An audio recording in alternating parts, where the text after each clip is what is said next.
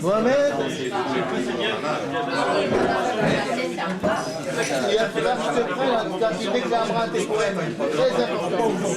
Non, on ira un jour dans un bar avec une bouteille de muscat de Lunel. Et hop, tu vois. Voilà. Non, parce que le problème, c'est que j'ai aucun poème enregistré déclaré par toi. Mercutio m'a déclamé des tas de poèmes, alors j'enregistre le poème déclamant avec des annotations. Quand tu as mis la musique, la télé, elle sera effective. Demain matin. Non, elle est déjà effective. Ça veut dire que déjà, j'ai chargé des trucs de 2 heures. Tu peux regarder sur mon site, il y a Mercutio, j'ai mis toute la séance, 1h10. Ça passe sans problème. Vous le faites maintenant. Et j'ai suffisamment de... Par exemple, tu veux faire une émission d'1 heure, de 2 heures, pas de problème. Hein. Et ce qu'il faut utiliser...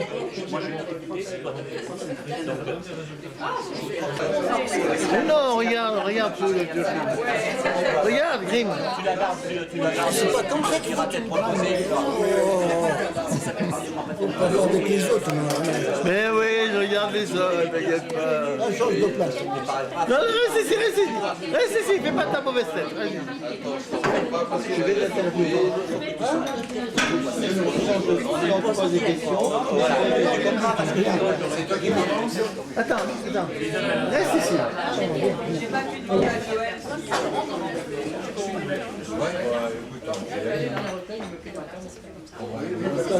Là, c'était mieux, tu peux prendre tout, là. Je ne peux pas parce que je mets dans le passage, je bouge. Il y a 2 places, là. Non, je ne peux pas. Donc bonjour à tous, je vous remercie d'être là pour entourer nos amis que nous invitons aujourd'hui, qui sont les poètes de l'amitié qui nous arrivent de Bourgogne. Donc je vous présente Stéphane Blanchard, pour ceux qui ne le connaissent pas. Elle a dit les poètes de l'amitié, c'est pour ça que nous sommes 2. À partir de 2, c'est les. Voilà. Donc Stéphane Blanchard est président fondateur de l'association. L'association publie une revue qui s'intitule Florilège. Stéphane Blanchard est né à Thiès au Sénégal. Je ne dirai pas la date. Il est le président fondateur depuis 1974 de l'association. Il est fondateur de Rencontres poétiques de Bourgogne en 1990, du prix de l'édition poétique de la ville de Dijon en 2001. Il crée entre autres l'Union nationale pour l'information des auteurs et concouristes, puis l'Association de la poésie contemporaine française. Membre du syndicat des journalistes et écrivains à Paris, il collabore en tant que délégué départemental de la Côte d'Or à la revue indépendante, fondée par Georges Sand en 1841. Membre de plusieurs jurys littéraires, il participe activement à la vie culturelle de sa région et est élu en 2009 au conseil d'administration de la Société des auteurs de Bourgogne. Alors je voulais vous lire ce que disait de lui, une petite phrase que disait de lui Michel Lagrange dans la préface de son livre Survitude. Écrire, c'est faire d'une souffrance l'usage ensoleillé du verbe. Le poète est l'homme du don qui transcende son égocentrisme en générosité. C'est cela, Stéphane Blanchard. Puisse-t-il ne pas connaître le bonheur, celui qui tait les impulsions, qui stérilise la création, qui porte à l'impuissance et au contentement stérile. Puisse-t-il demeurer le poète, le meneur d'hommes, le conquérant de ces 2 pôles. Je vous demande d'applaudir Stéphane.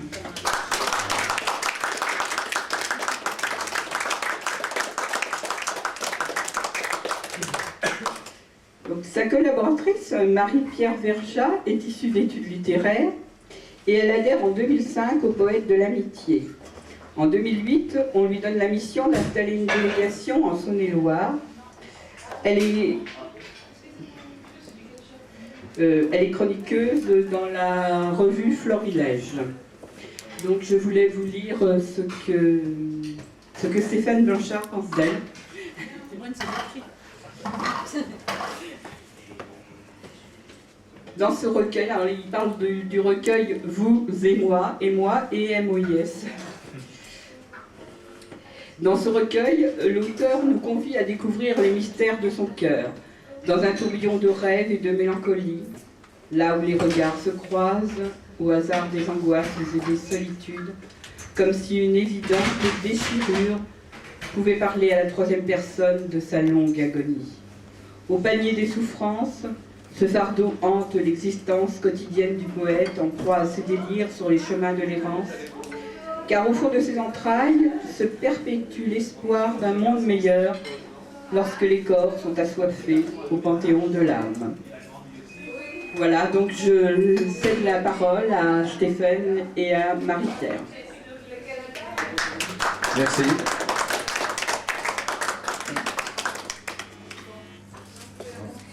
Restez par là à cause du harcèlement. Alors, je vous remercie déjà d'être venu. Donc, je reconnais beaucoup de visages amis et anciens, puisqu'il y en a certains, je les connais depuis au moins 20 ans. Je peux citer Joël Comte, effectivement, Yves Poisset, Thierry Sajard, 28 ans d'ailleurs. Il est venu, quand ma fille est née, il était là, à la clinique, pour la voir, donc ça fait 28 ans. Voilà, je ne savais plus tellement, mais comme il m'a dit, j'ai vu ta fille naître, donc effectivement, ça fait 28 ans. J'ai également Mohamed Grim, qui est venu plusieurs fois comme invité d'honneur à Dijon. Et puis j'ai l'agréable surprise d'avoir aujourd'hui parmi nous donc l'illustratrice de mon recueil donc Survitude, le 14e recueil que j'ai édité l'année dernière, et qui est Anita Classen, qui est ici présente. Anita, si tu veux te lever, que tout le monde te voit. Voilà. Qui fait donc dans le style onirique, vous voyez. Bon, c'est pas bien de faire des fois des comparaisons, mais bon, on va quand même faire une petite comparaison avec Dali quand même, voilà, pour la situer dans un style quand même. Hein. Voilà, mais oui, je pense qu'elle sera d'accord. C'est une bonne référence quand même. Hein. Voilà, donc voilà, dans le style onirique, et elle a illustré beaucoup de recueils d'une personne qui devait venir aujourd'hui, que Joël Comte connaît bien, c'est Adelina Lenoir-Sikaïsi, qui est une poétesse d'origine roumaine, qui est mariée donc à Dijon avec un monsieur français, et qui est infirmière à la clinique Sainte-Marthe. Voilà. Donc elle a édité plusieurs recueils, et c'est Anita Classen qui a illustré son livre. Alors, Anita Classen, je vous le dis à vous, elle a une renommée internationale. Voilà, c'est sa profession.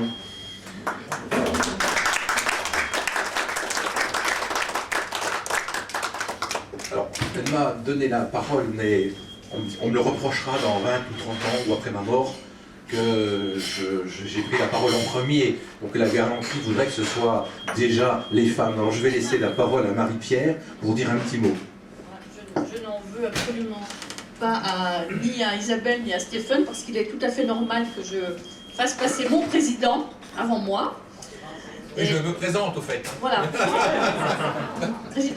président fondateur donc, de l'association des poètes de l'amitié et poètes sans frontières de Bourgogne, depuis 38 ans effectivement. Voilà.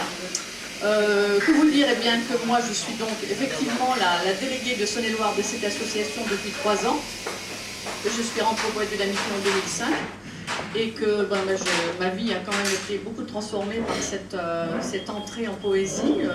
J'aimais beaucoup la poésie avant, mais là ma vie a pris un second souffle, beaucoup à travers de l'écriture et des rencontres que j'ai faites de gens vraiment, d'artistes et de gens extraordinaires. Voilà. Je suis ravie aussi, moi, d'avoir des invités ici. Donc, eh bien, écoutez, comme je suis de Saône-et-Loire, eh bien, il y a parmi nous une Saône-et-Loirienne également, qui est une artiste, en la personne de Madeleine Guérin. Nous avons fait nos études ensemble, chez les sœurs, d'ailleurs. Voilà. À Mâcon. Et Madeleine est chanteuse lyrique, elle est comédienne, enfin, elle a beaucoup de... Elle est où, Madeleine? Elle est là. Levez-vous, que vous voyez à la caméra. Elle garde à son arc. Bon, voilà. Ah ouais, c'est bien. Et j'ai aussi le plaisir de rencontrer Kathleen Iden-David. Nous correspondions depuis quelque temps par Internet. C'est une de nos poètes de l'association Lignac, je crois. Et je suis ravie effectivement de rencontrer Kathleen. Voilà. Et puis, eh bien, on remercie vivement Joël et Michel Noël de nous avoir invités, parce que vraiment, cette petite escapade parisienne aura été très, très agréable. Et on n'a qu'une envie, c'est revenir parmi vous. Voilà, donc la province à Paris a été bien accueillie par la gente parisienne. Voilà, merci beaucoup.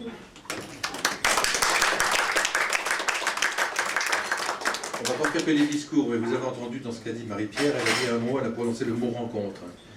Vous êtes d'accord avec moi? Quand un poète est tout seul dans son coin, qu'il écrit chez lui, il s'ennuie avec lui-même. Et justement, le mot le plus beau en poésie, c'est le mot rencontre. Aujourd'hui, je vous propose de vous parler de Bernard Dimet, deux mots pour ceux qui ne connaissent pas. Il est né donc en 1931, il est mort en 1981, la veille de ses 50 ans. Non pas comme le dit la chanson, ou ce qu'on pouvait penser, il n'est pas mort le 10 mai, Bernard Dimet. Mais bon, ça c'est un chanteur qui avait fait une chanson, Bernard Dimet n'est pas mort le 10 mai. Donc Bernard Dimet, c'est un poète qui a vécu de son écriture, puisque ses poèmes ont été repris par Aznavour, Mouloudji, Henri Salvador, Juliette Gréco, enfin bon, je ne vais pas tous les citer, Jean Sablon, enfin bon, ils sont à peu près une vingtaine de grands auteurs que vous connaissez, qui ont pris les textes de Bernard Dimet. Je tenais aussi à dire que si vous prenez les 4 recueils que Bernard Dimet a édités, que l'on trouve notamment chez son éditeur à Saint-Cyr-sur-Loire, il n'y a aucun poème en prosodie purement classique.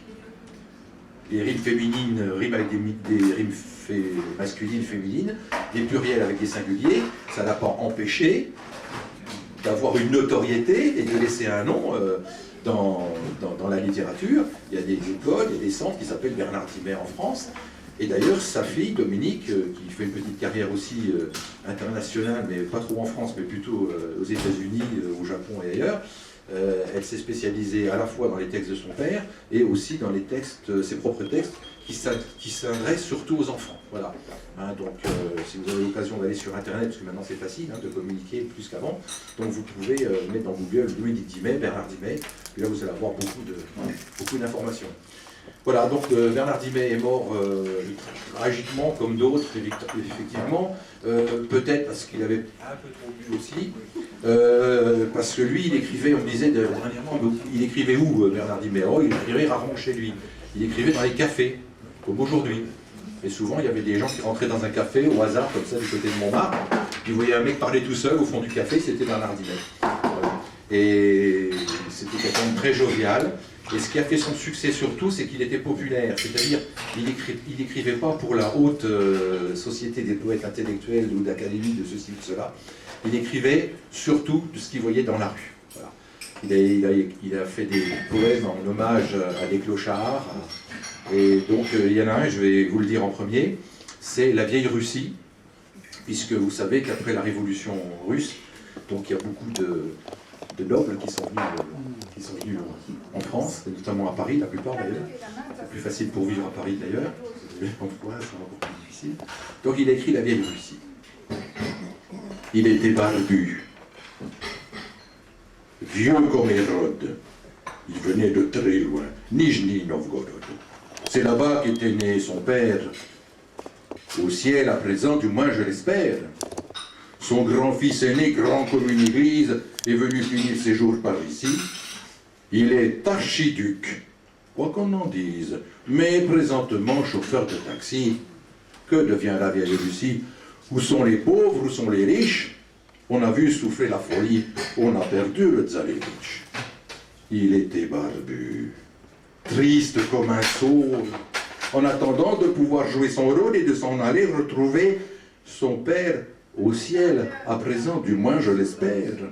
Ensemble, ils iront saluer la tsarine et savoir si le tsar et si Grégory ont enfin franchi la porte divine. Mais pour l'instant, il est chauffeur de taxi.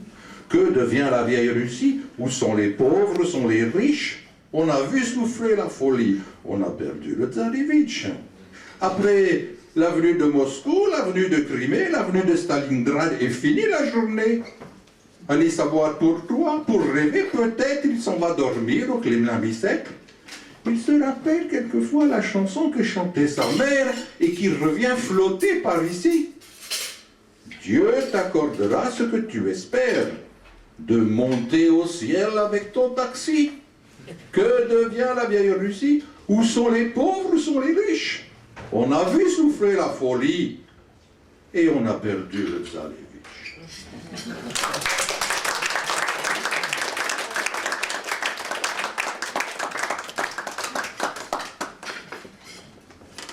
Après la Russie, le pays lyonnais.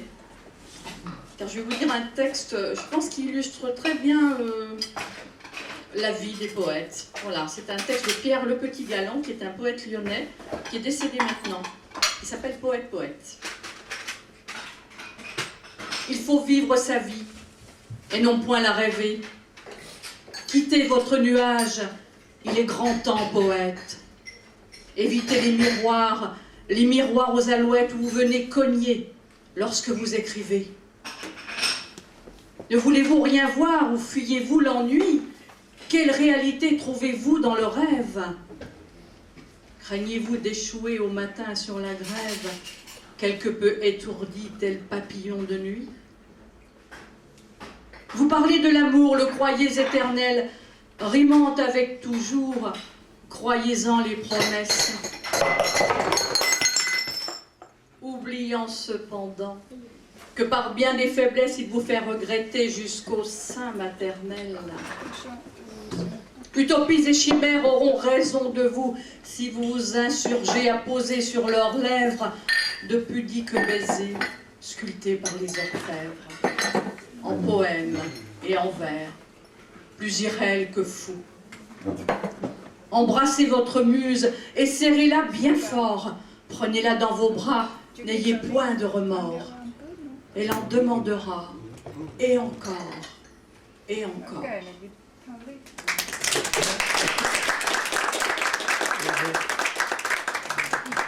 Les vers ont des pieds. Un texte de Bernard Dimet, peut-être que l'après-midi je vous en dirai quand même un des miens. Enfin, aujourd'hui c'est Bernard Dimet si tu nous entends. Hein. Salut.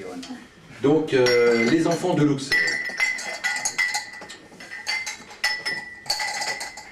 Les vers ont des pieds. Hein. Oui, je vois. Non, mais il disait, hein. mais là, monsieur me disait que les vers avaient des pieds, mais c'est constate que les vers ont des pieds.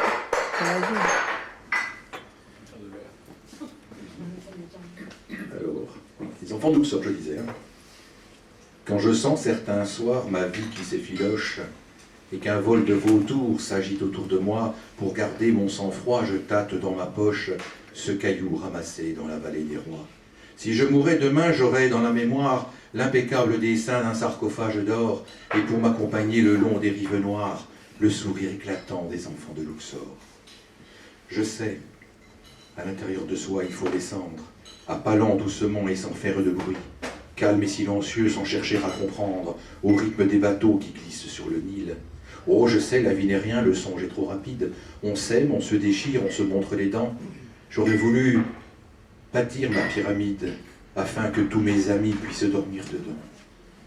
Combien de papyrus enroulés dans ma tête ne verront pas le jour, ou seront oubliés aussi vite que moi, ma légende s'apprête. Je suis comme un désert qu'on aurait mal fouillé. Si je mourais demain, je n'aurais plus la crainte ni du bec du vautour, ni de l'œil du cobra. Ils ont régné sur tant de dynasties éteintes, et le temps comme un fleuve à la force des bras. Les enfants de Luxor ont 4 millénaires. Ils dansent sur les murs, et parfois de profil. Ils savent sans effort se dégager des pierres, à l'heure où le soleil se couche sur le Nil. Je pense m'en aller sans que nul ne remarque, ni le bien ni le mal que l'on dira de moi. Mais je déposerai au fond de ma barque ce caillou ramassé dans la vallée des rois.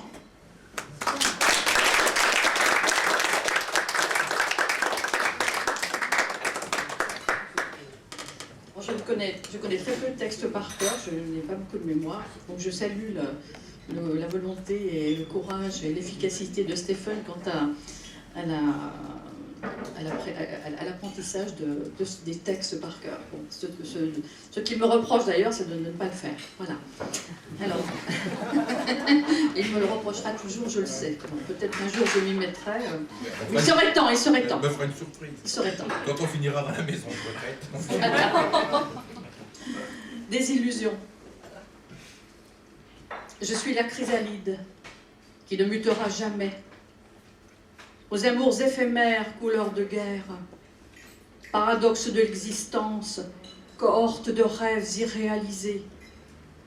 Surtout, ne pas idéaliser, enterrer les utopies, piétiner son cœur sous peine de bonheur, endurcir sa carapace pour n'être point brisé par le contre-hute du temps. Il faut rentrer dans le moule, quidam parmi les quidam, ombre, privée de lumière, ne jamais se révéler de peur d'exister. Le sol se dérobe sous mes pas, je m'enfonce, précipice pour le corps, quand l'âme est déjà morte, passée de vie à trépas, sans regarder derrière soi, et s'envelopper d'éternité. Or, c'était un jour où je devais être très très morose.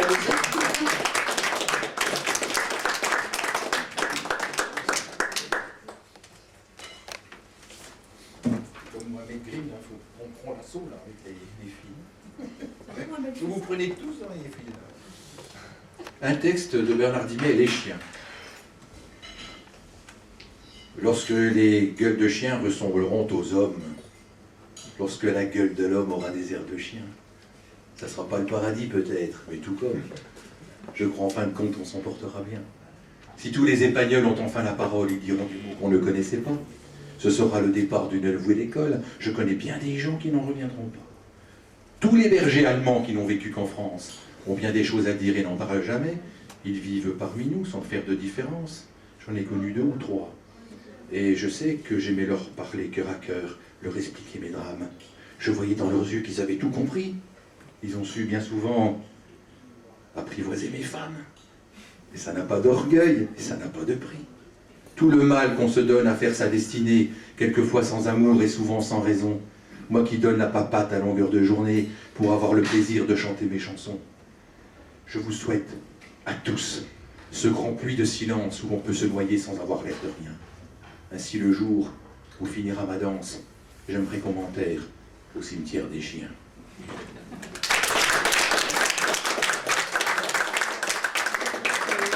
Madame, vous voulez dire un texte? Est-ce que c'est le moment?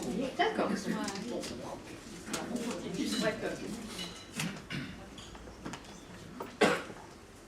La poésie se lit très vite.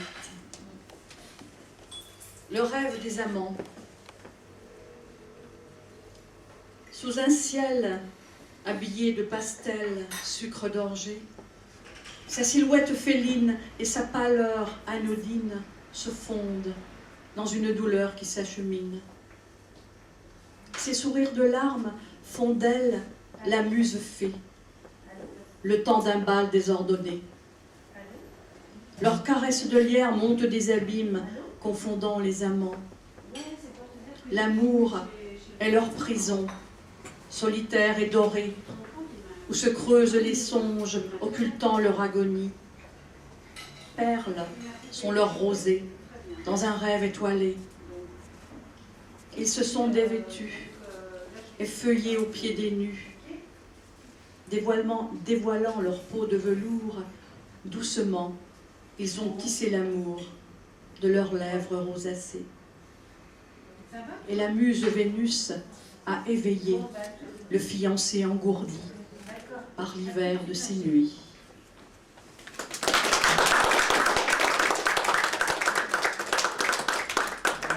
Avec casquette. Hein. Il me fait vieux alors que... Il va falloir que c'est quelque chose. Allez, les petits plaisirs. Les petits plaisirs du jour, les petits plaisirs de la nuit, les croissants du matin, la première cigarette, un petit air perdu d'accordéon musette, un verre de Beaujolais pour noyer ses ennuis, l'omelette aux champignons, le soir à la campagne. Ça vaut bien tous les châteaux qui s'écoulent en Espagne. Et quand tout va très mal, moi je vous dis, ça va. Le calendos du siècle et le verre de chirouble, la douzaine de melons échappés du panier, le sourire d'une jeune fille qui sans raison me trouble, le coup du père François, le coup de laiterie. Les petits plaisirs de rien, c'est du bonheur quand même. J'en ai tout un folklore et 24 heures par jour. Je promène ma vie sur des chemins que j'aime.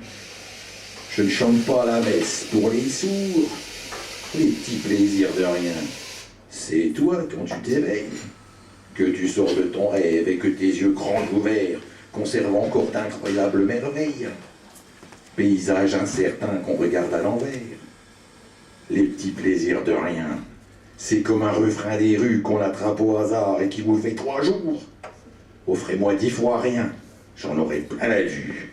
À chacun ses plaisirs, à chacun ses amours.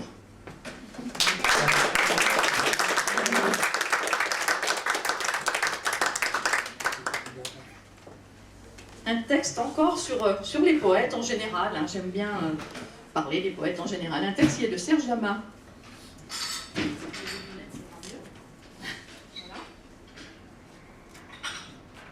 On va dire que c'est pas quand même des éloges, hein, aux poètes, mais enfin, il y a quelque chose derrière, vous allez comprendre. Les poètes, vois-tu, il ne faut pas les vivre.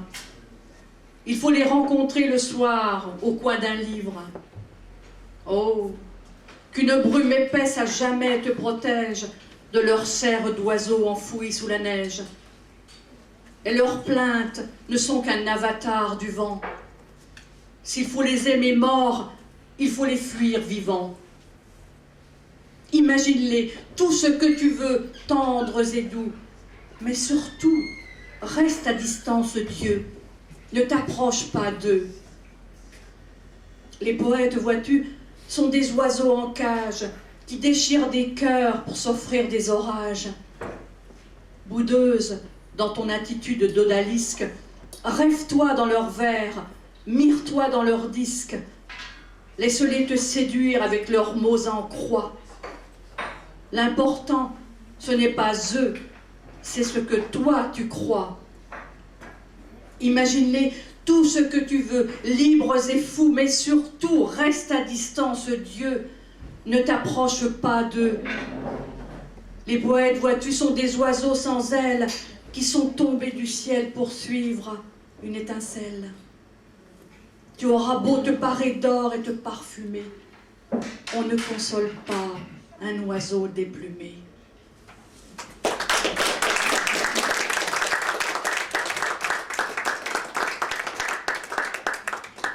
C'est vrai que Bernard Dimet n'a pas fait que des tests très gais, et je dois en avoir 3 sur les 14 que j'ai choisis. Je vous ferai la surprise tout à l'heure. C'est pour ça d'ailleurs que j'ai un chapeau, vous verrez pourquoi. Là, je vais vous dire, j'ai le cœur. J'ai le cœur aussi grand qu'une place publique, ouverte à tous les vents, voire à n'importe qui. Venez boire chez moi, 3 fois rien de musique, et vous y resterez comme en pays conquis. J'ai le cœur en déroute, il ne bat que d'une aile. Il bat comme un volet les nuits qu'il fait du vent. Surtout ne le prenez pas comme un modèle, car je vais en mourir avant qu'il soit longtemps. À 20 ans, au cœur joyeux, moi qui ne savais rien, j'allais aux 4 coins des horizons du monde, je croyais comme vous que la terre était ronde et les hommes parfaits. Je m'emportais si bien. Mais le cœur que l'on a au fond de sa poitrine, on ne le choisit pas, on en fait ce qu'on peut. Aux 4 coins de moi, mon chagrin se dessine, mon bonheur à présent se meurt à petit feu. J'ai le cœur aussi grand qu'une place de foire. On y vient sans façon, on y fait Dieu sait quoi. Mais je ne voudrais pas qu'on en fasse une histoire. Cette histoire de cœur ne regarde que moi.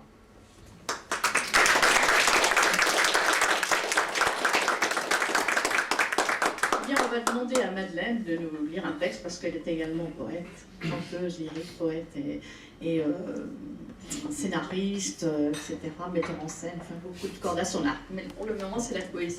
On va lui demander de nous donner. Donc nous allons retourner à Lyon. Parce que moi je me rappelle justement cette fête le 8 décembre et on allait à Lyon tous les ans avec mes parents.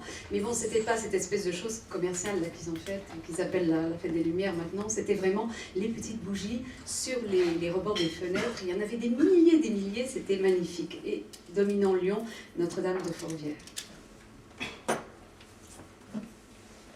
La rose pleure ses pétales fanés, tombés au pied de l'arbre. Et dans le petit jour de la nouvelle année, pâle et froid comme un marbre, un angelot bouclé et dodu, pour la consoler, souffle dans une trompette la triste chanson des canuts, courant pour éviter les tempêtes. La rose perd sa robe de velours, elle court dans les traboules, elle veut atteindre, avant la fin du jour, la dame de Fourvière, tout là-haut, loin de la foule. Mais voilà que la rose effrayée a perdu ses derniers ornements, goutte de sang sur la route pavée qui conduit au firmament. C'est toute nue qu'elle se présente devant la belle dame, honteuse et tremblante, avec pour tout vêtement sa petite âme.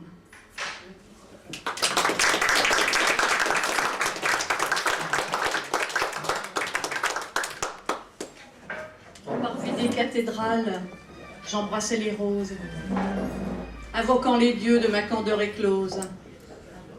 Mon fourreau épousait la forme de ton glaive, et mes eaux ruisselantes rejoignaient ta sève.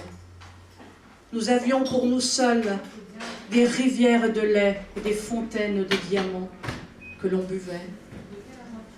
Toi, ma muse masculine au parfum d'antan, promenant sur mes courbes ton regard troublant.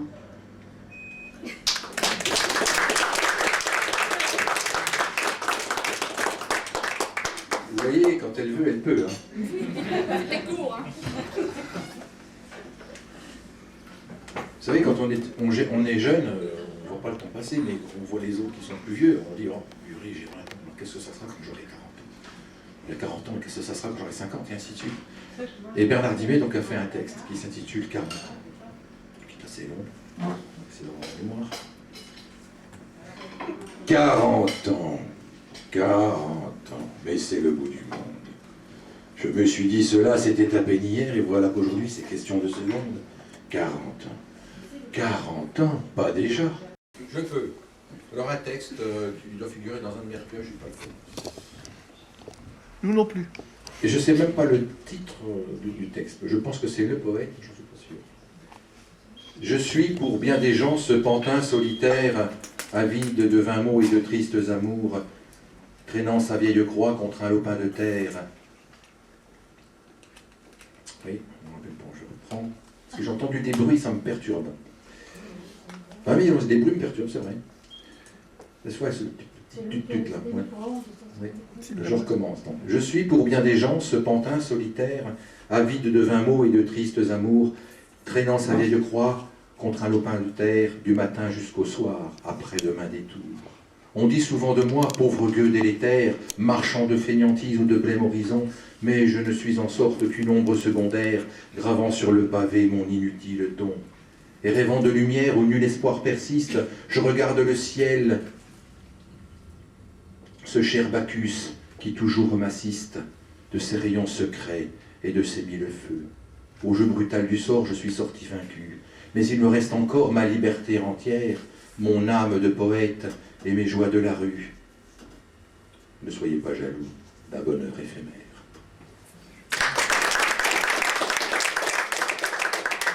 Alors le dernier texte, le 14e que j'avais appris, parce que Joël m'avait dit de venir, et j'avais peur, parce que comme j'ai été opéré gravement, enfin j'ai eu un gros problème de santé le 6 octobre l'année dernière, j'avais perdu la mémoire, mais c'est revenu. Alors je me suis dit, pour conjurer le sort, je vais apprendre un 14e texte pour changer des choses un peu tristes de Bernard Dimet. C'est un Bernard Dimet, et ça s'intitule « C'était à Chenonceau ». C'était à Chenonceau, par un bel après-midi de juillet transparent. Je n'ai croisé personne. Le brouillard tombait, déjà, sur des jardins fleuris. Ah non, c'était à Chambord, au début de l'automne. Nous avons tous les deux gravi ces escaliers, encore tout frissonnant de nos amours lointaines. C'était à Cheverny, je n'ai rien oublié. Une brise de mai caressait la Touraine. J'avais le cœur tout neuf encore à Chenonceau. Je rêvais en secret d'une princesse morte. Ah, c'était au mois d'avril, près d'Azel-le-Rideau, que je t'ai vue passer, légère, entre deux portes. D'un seul coup, mon regard s'est pris dans tes cheveux. Une brise caressait les harpes du silence. J'ai sondé un instant ton regard de turquoise. Ce que nous avons fait seul a de l'importance. C'était à Chenonceau, peut-être à Saint-Amand, peut-être à mon trésor. Une chose est certaine, le moyen le plus sûr de faire des amants et de se rencontrer par hasard en Touraine.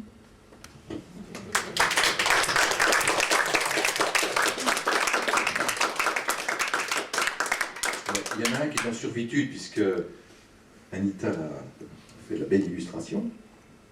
Dans ce recueil, il y a eu beaucoup de chance, en fin de compte, parce que j'ai eu Michel Lagrange, qui à l'époque était le président du Centre régional du livre de Bourgogne, qui a accepté de faire la préface, lui-même étant poète.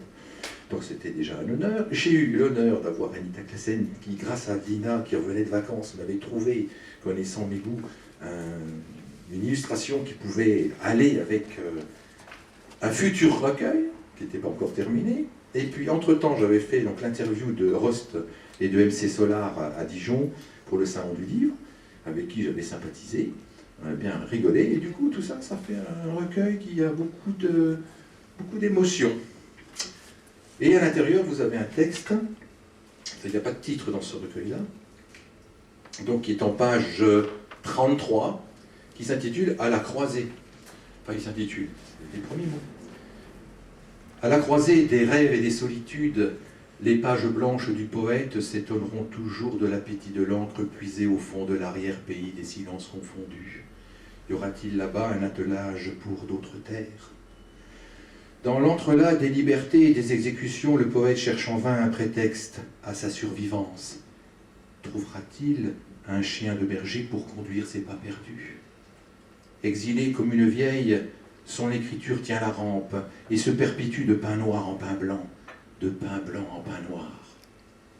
Peut-être à la recherche de ce miroir magique où les mots encrus prennent le temps de naître entre les mains du hasard.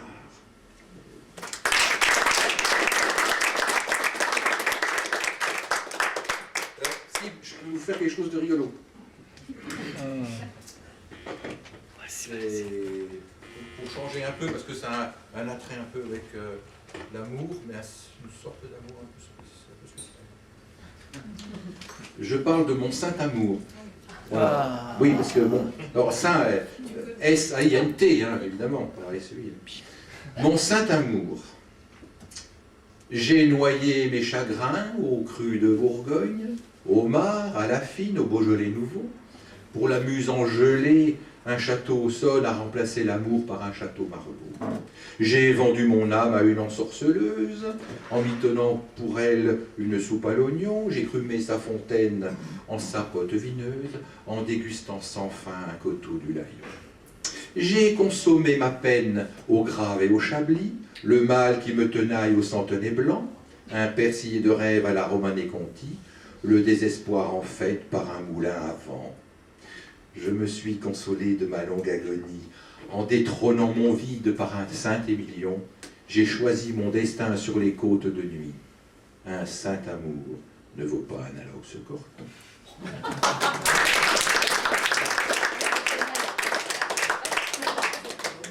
Alors je vais dédier ce texte-là à notre ami qui nous a invités. Joël, je lui en réserve un autre pour tout à l'heure. Oui, bah, je ne vais quand même pas mettre tout le monde à la même... Merci pour les autres. Bon, moi j'ai... Ah ben non, mais chacun aura son texte. On est là jusqu'à minuit. Hein. Mais il va comprendre pourquoi, parce qu'il a l'esprit, il va se reconnaître. Je vous ai dit des poèmes de Bernard Dimet. Ben moi j'ai fait un poème à Bernard Dimet. À Bernard Dimet. Il reviendra le barbu, se dégraisser les chailles, près du pont d'Austerlitz ou de la rue Marbeuf. Il y aura des cons partout, des potes et des canailles, des mendigos sans foi dormant sous le pont neuf. Il traînera ses guêtres autour de Notre-Dame pour y voir un copain soigné au muscadet. C'est son Clo-Clo Marcel qui dort sous les étoiles et qui se beaujolise en rêvant sur les quais. Aux quatre coins perdus de son Paris d'avant, il ira par beau ventre trimballer sa bedaine dans un petit bordel de la rue Saint-Vincent où Marco montre encore sa jambe artificielle. Il ira chez Louisette aux abords de la Seine ou chez la mère Max goûter son bourguignon. Le borgne sera là au creux du cours la Reine. Il faut bien du savoir quand on n'a pas un rond. Il parlera d'amour au putain de Grenelle. Il ira voir Michel, sa gueulon sur le dos.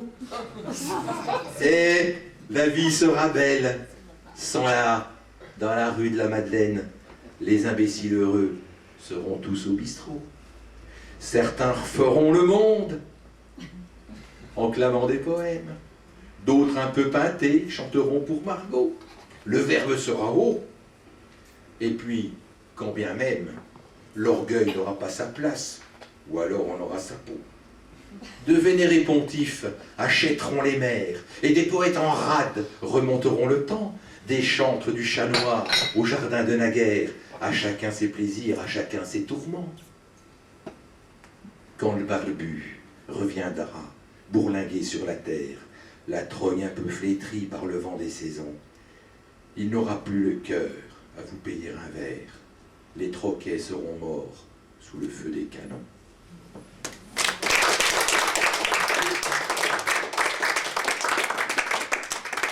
On voit que tu es comme nous, tu préfères le vin d'ici à l'au-delà. Michel Mella a un texte sur le vin formidable.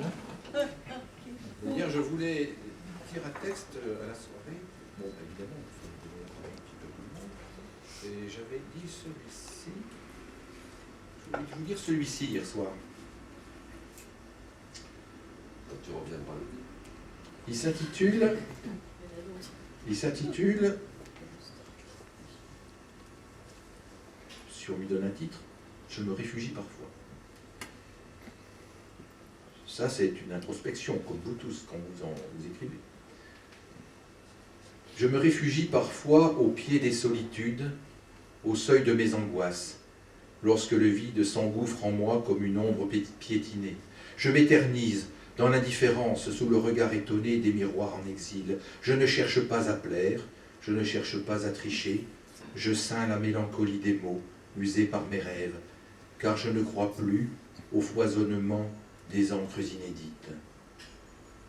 Qui saura me réconcilier aux paroles interdites, aux aléas des lumières, aux impatiences apprivoisées? Qui saura de Calliope ou de Melpomène m'ouvrir la parenthèse des désirs et de la révolte? Au-delà des évidences, l'incertitude d'être me condamne aux rives de l'oubli. Ce soir, à bout d'espoir, je me suis offert un bouquet de larmes.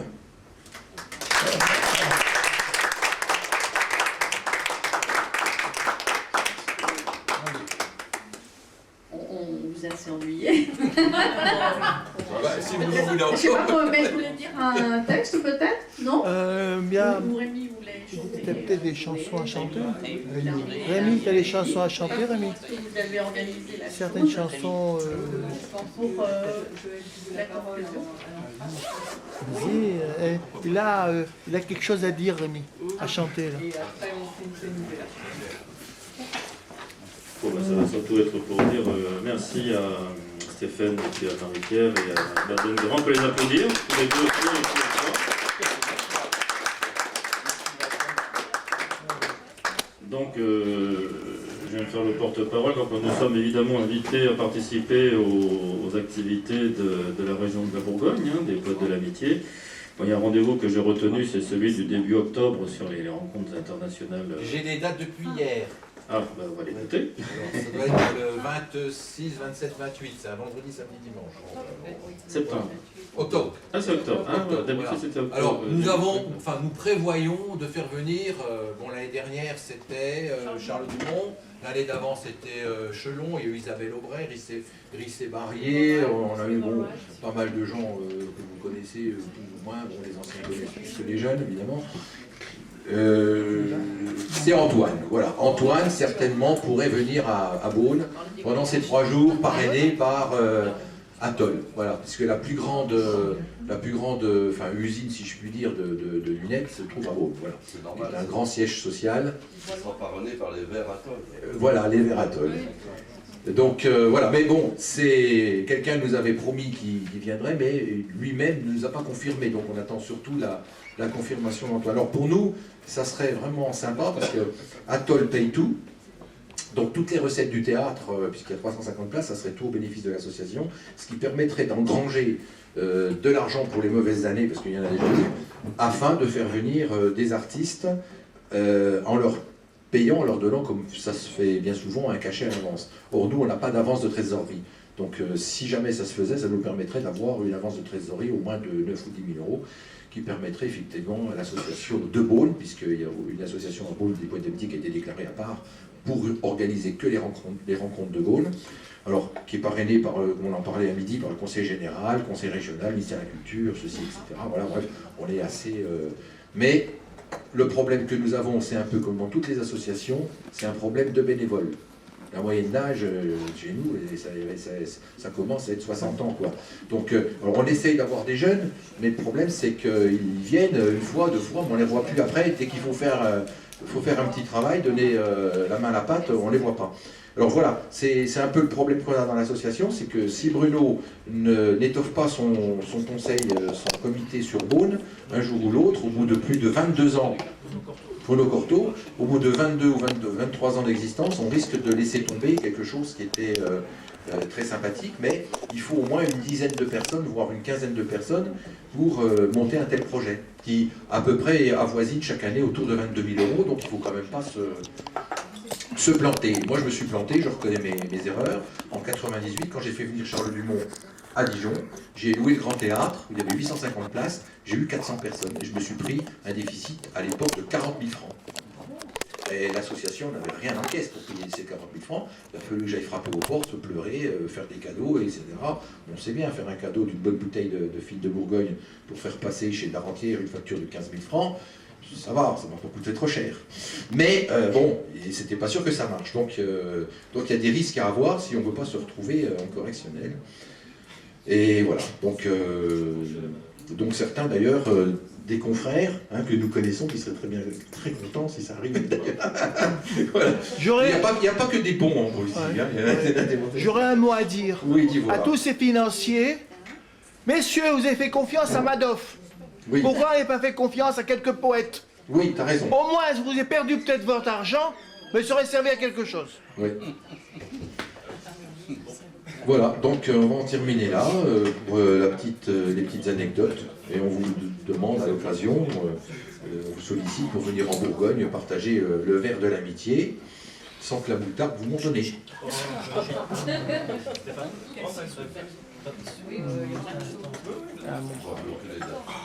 Voilà. Donc nous viendrons nombreux et puis peut-être qu'il y aura des à Dijon ou à Beaune, des emménagements à Dijon ou à Beaune.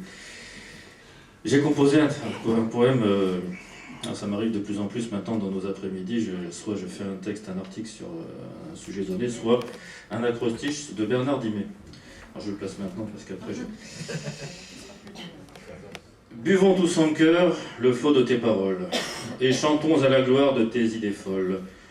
Nous t'avons aperçu au coin d'un bon café, à côté de ton verre, ne comptant pas ses pieds.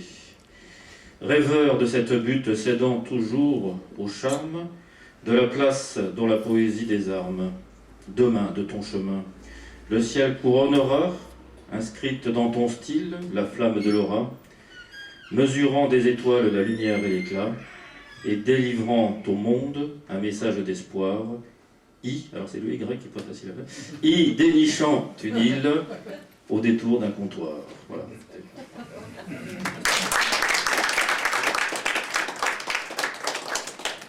Oui, et puis j'ai sauté d'ailleurs, j'avais oublié le R, de 3 de Bernard, et c'était rions de ton humour à l'humeur éthérée. Oui, je rattrapais à la fin. Bon. C'est l'émotion. Non, je vais le faire comme ça. Eh bien, voilà. Par quel bout voilà, alors, la petite parenthèse pour bien comprendre le pourquoi du comment. Il se fait que, ayant sorti un recueil il y a quelques mois, Mohamed Grim, poète de Kabylie, me l'a préfacé, alors on dit plutôt un avant-propos. Et suite à cette rencontre, j'ai découvert son univers et j'ai beaucoup aimé sa poésie, et c'est pourquoi j'ai commencé à composer sur ses poèmes, et je continue maintenant, j'en suis à ma 5e, et là je vous en présente entre autres une. Voilà. Donc, de son recueil Chemin d'exil, Kabylie, ton sol souillé.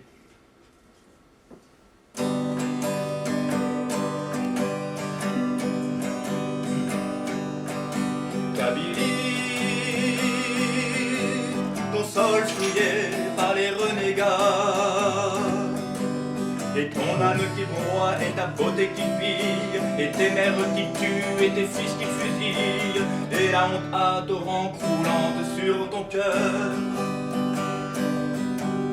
C'est pour ta détresse seule, ô ma Kabylie, je prie sans fin que ce temps de tout soit mes bras.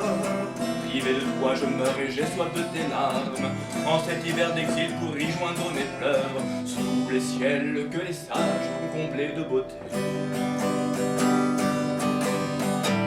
Ta soif s'est étanchée aux sources de l'esprit, on eût cru par l'oubli tes regrets emportés. Quelque sort qui le chasse ou qui l'excommunie, même privé des biens que peut donner la vie.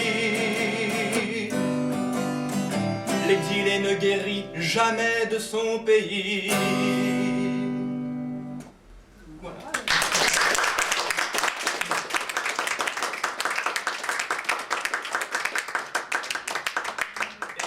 Et je voulais également, comme pour ceux qui connaissent mes chansons, comme je suis pas toujours joyeux, hein, je suis plutôt dans la mélancolie d'un Léo Ferré, eh bien, je souhaitais sortir mon petit nez rouge. Et un nez rouge, pourquoi pas, un bon verre de vin. Voilà. Pour rester un peu dans l'ambiance d'hiver. Eh bien, pourquoi ce nez rouge? Eh bien, ça va être très simple, vous allez le comprendre très très vite. Parce que j'en avais marre, et j'aime pas ce terme de dire fan de quelque chose ou de quelqu'un. Et c'est pourquoi quand on me disait fan de Nougaro ou de Béranger ou de machin chouette, voilà. Alors moi, je vais vous dire de qui je suis fan. Fan de radis, chanson gastro-comique. Comme c'est bon la soupe à varier, la soupe à variété française, un bon petit plat au télé, asservi sur plateau doré navrant. Petits enfants, adolescents, sol, la, si, do, ré, mi, fa dièse. Oh, fan de radis. Oh, ça n'est pas le pas, ça n'est pas le pas, ça n'est pas le paradis. Je n'ai plus un radis. Ça tourne, industrie, ça tourne à l'industrie chimique, au disque puéril d'une envie, lorsque dévote le jury. Face à l'audience, il y a la finance et la démence, et le public à sens inique. Oh, fan de radis. Ça n'est pas le pas. Ça n'est pas le pas, ça n'est pas le paradis pardi. Je n'ai plus un radis. Ça se congratule et ça chauvise, ça ne produit que du néon, sous le néant d'une mainmise, à miser la terre promise. Et quand c'est à portée de voix, coton, cota, Made in English en promotion. Oh, fan de radis. Ça n'est pas le pas. Ça n'est pas le pas. Ça n'est pas le paradis pardi. Je n'ai plus un radis.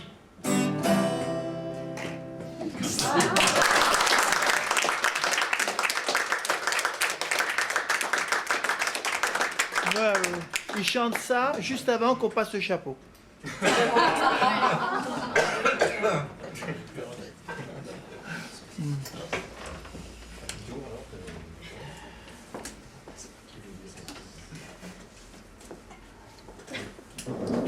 Petite pause et puis on peut essayer de faire une photo générale.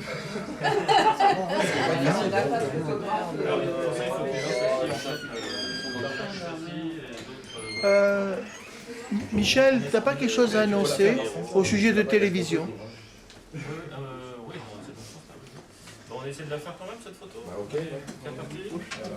Donc en demi-cercle, et avec des personnes qui s'assoient devant. Là. C'est une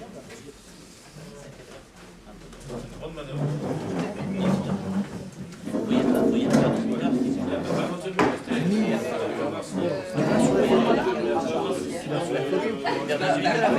Sur la photo. Ah oui, mais tu l'as pas encore.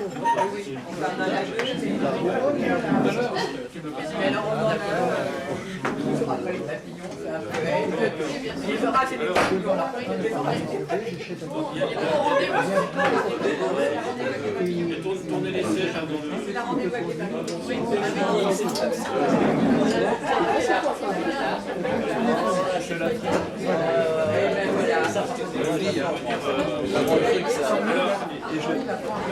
pouvez rester debout sur le côté, vous la concentrez debout.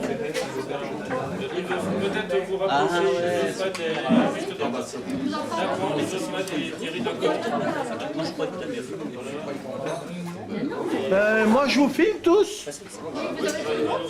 Mais non, parce que c'est pas moi qui prends la photo. Moi je prends un film parce que, disons, j'ai un site internet extrêmement puissant et disons, dans lequel on peut mettre des vidéos sans limite de durée.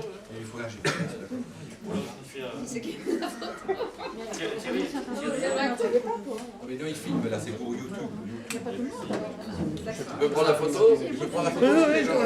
Va sur la photo, je te prends la photo. Rémi, va dans la photo. Faut que tu rentres dans la photo, toi. Messieurs, dames, rapprochez-vous, s'il vous plaît. Pour être sur la photo, là. Rapprochez-vous pour être sur la photo. Sinon, je vous filme. Tous ceux qui ne s'approcheront pas seront mitraillés par la caméra. Je vous signale que il y a trop. J'arriverai pas à voir tout le monde. Hein. Ne t'inquiète pas. Ah oui, mais.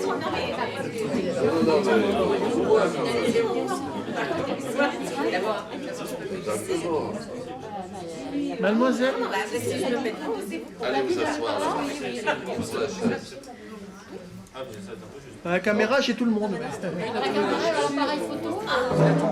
Je suis obligé de passer à la caméra d'abord, parce qu'il y a des demoiselles qui se mettent dans les coins, là. La petite souris qui cherche son trou pour n'être pas vue. Attendez, je passe la caméra doucement, parce que je n'arrive pas à prendre tout le monde. On ne sera pas sur la photo, mais seulement sera sur le film. Ben, j'ai tout le monde avec la caméra. Ben, écoute, tous les films que j'ai fait, on les a vus. Sur YouTube. Sur YouTube, et il y a quelqu'un qui doit donner un avis sur des DVD qu'il a depuis 1 an. Et qui donne toujours pas son avis. T'es en train de mettre le son, est-ce que tu sais? Maintenant, hop. Il faut en faire. Mets pas tes doigts sur là, voilà, parce qu'il y a le flash là, qui va s'ouvrir. En faire 2 peut-être, hein, en 2 parties. Allez, poésie. Voilà, et de par-ci, et de par-là.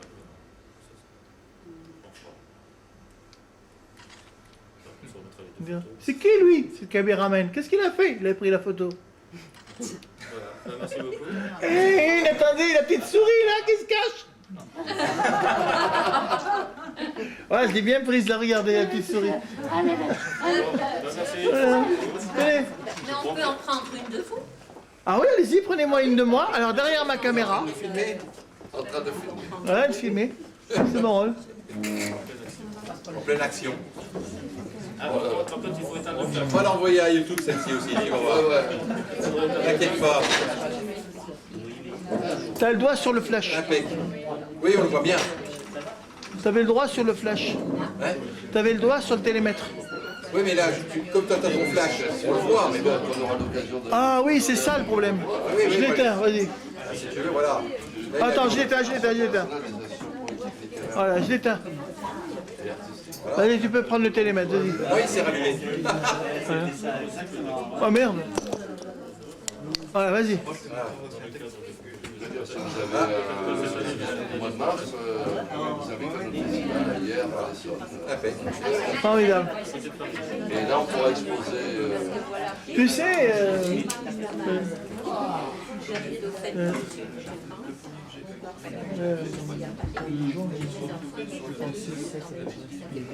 on va inaugurer la place Seda Senghor.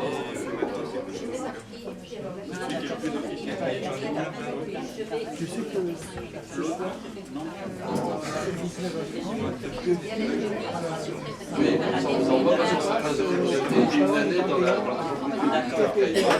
on pourra exposer. c'est un studio dans le cadre d'un concours de film. Mais un studio, C'est le premier vice-président.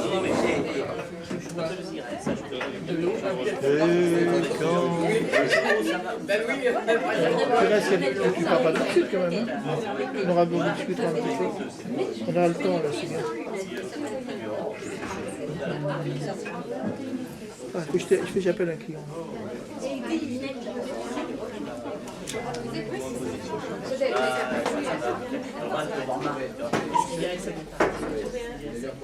Donc je ne peux pas parler,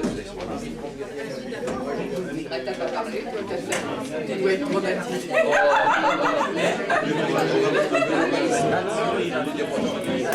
Bien Thierry, il faut se présenter s'il vous plaît. Notre ami, parce qu'elle aussi a changé d'auditeur pour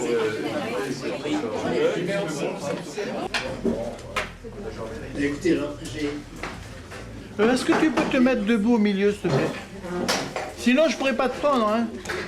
Oui, c'est pas la peine. Si, c'est très important. Car après, je ne t'aurai pas... je ne pourrai pas t'immortaliser. Et la postérité sera veuve de toi. Je préfère quand même rester. J'ai des problèmes de rester assis. Ah oui, bien sûr, je peux rester assis, mais enfin... Bon, alors écoutez, j'ai envie de vous dire un poème de Victor Hugo. Je me lance un défi parce qu'il est assez difficile à dire. Ce sont les djinns. Bon, je rappelle que les djinns sont des démons orientaux. Murs, villes et ports, asile de mort, mer grise où brise la brise ou d'or. Dans la plaine naît un bruit, c'est la laine de la nuit. Elle brame comme une âme qu'une flamme toujours suit. La voix plus haute semble un grelot, d'un nain qui saute, c'est le galop. Il fuit, s'élance, puis en cadence, sur un pied danse au bout d'un flot. La rumeur approche, l'écho la redit, c'est comme la cloche d'un couvent maudit, comme un bruit de foule qui étonne et qui roule, et tantôt s'écroule, et tantôt grandit. Dieu, la voix sépulcrale des djinns, quel bruit ils font, fuyons si la spirale de l'escalier profond. Déjà s'éteint ma lampe et l'ombre de la rampe qui le long du mur rampe, monte jusqu'au plafond. C'est les saints et djinns qui passent et tourbillonnent en sifflant, les ifs que leur vol fracasse craquent comme un pain brûlant. Leur troupeau lourd et rapide, volant dans l'espace livide, semble un nuage livide qui porte un éclair au flanc. Ils sont tout près, tenons fémé c'est de ça nous nous narguons. Quel bruit dehors, hideuse armée de vampires et de dragons. La poutre du toit décellée ploie ainsi qu'une herbe mouillée, et la vieille porte rouillée tremble à déraciner ses gonds. Bruit de l'enfer, voix qui hurle et qui pleure, l'horrible essaim poussé par l'aquilon, sans doute au ciel s'abat sur ma demeure. Le mur fléchit sous le noir bataillon.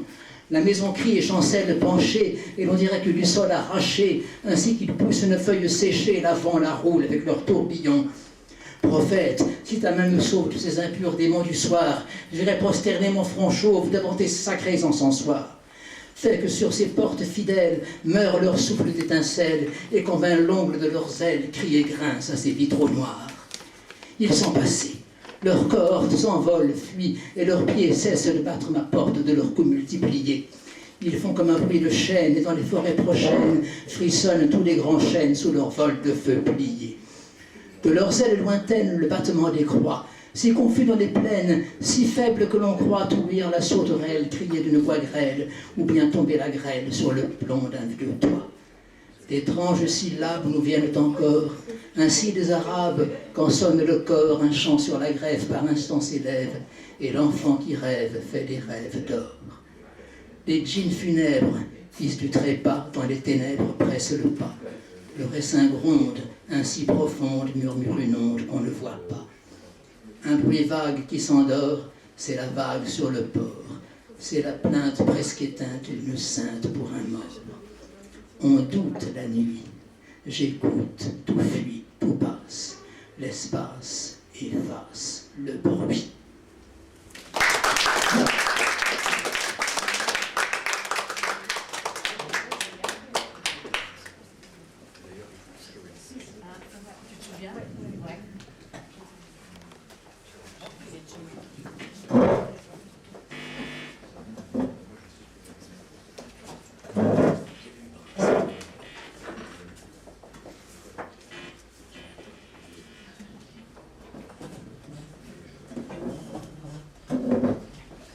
Libre,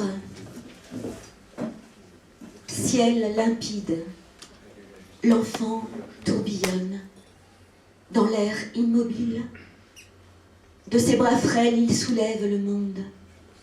Il tourne, tourne et titube, volubile dans son dialogue avec le vent. Les nuages dans le ciel s'accumulent et chevauchent l'horizon. Le rêve de l'enfant demeure. Joyeux, il voit une lumière nouvelle, aspirée par un nouveau ciel, où il entre, bercé par la caresse de la brise.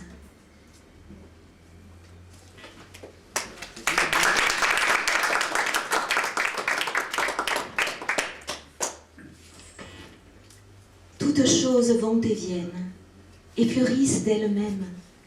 Nous savons déjà tout, bien qu'étant ignorants du vaste monde en nous, éternel et présent. Si je romps le noyau, je dégage la graine et laisse le vêtement des illusions suprêmes. Le coquelicot frêle est déjà calciné. La forêt se resserre, étranglée de lumière.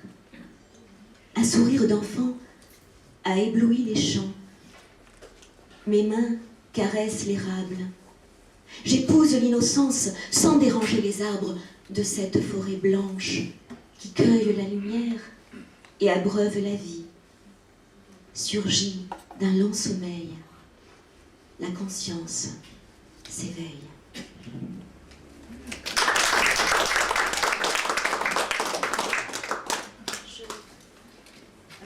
Je peux continuer, mais je laisse la parole à Anne-Marie. Anne-Marie. Alors, attendez, je suis pas. Il faudrait mettre le casque dessus. Oui, parce que ça va la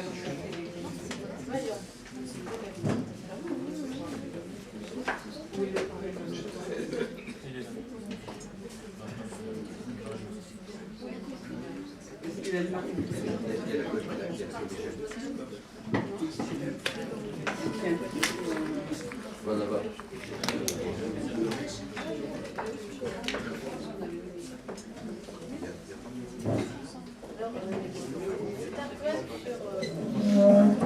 Là, vous m'entendez là?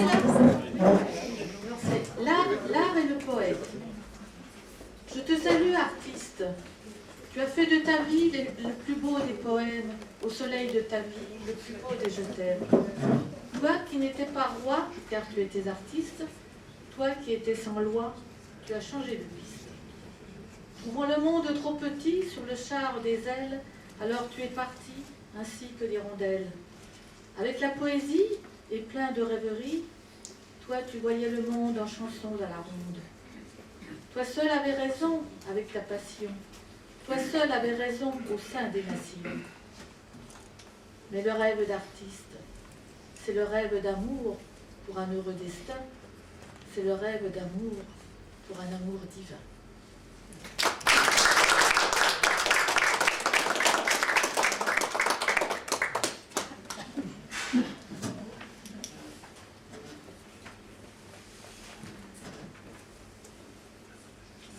Repas. Je t'ai senti près de mon cœur quand tu m'as parlé tout à l'heure. Tu as le charme de la simplicité et tu ne manques pas de gaieté. Et cela m'a bien plu de te trouver si détendu. Ton esprit n'a pas vieilli. Tu me sembles assez bien dans ta vie. L'âme reste toujours lucide et je me plais à croire qu'elle n'a pas de rides. Comme moi, tu aimes les poèmes des gens qui s'aiment. De ce petit repas, tu as fait surgir la joie.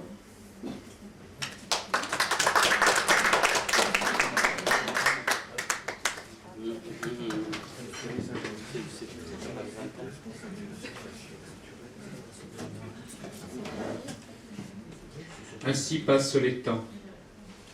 Ainsi passent les temps dans ces regrets de ciel que l'écriture comble. Instant superficiel entre le rêve et soi. La poésie se pose dans une étreinte d'âme, et l'écrin de la rose s'ouvre dans un parfum de laine et de silène, un peu comme au matin les encres de Verlaine, quand s'arrête le sable au sablier des vents, de couler à la mort sous le verbe émouvant d'où germent les mots noirs, poèmes devenus.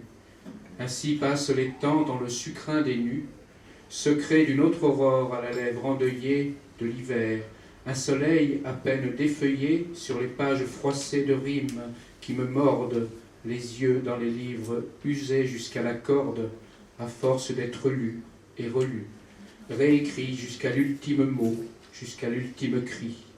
Quand l'inspiration défroisse ses dentelles, et que la poésie me fait comme une attelle au cœur, comme l'on aime après avoir aimé, ainsi passent les temps qu'on voudrait essaimer, qu'on voudrait rattraper, qu'on ne rattrape plus.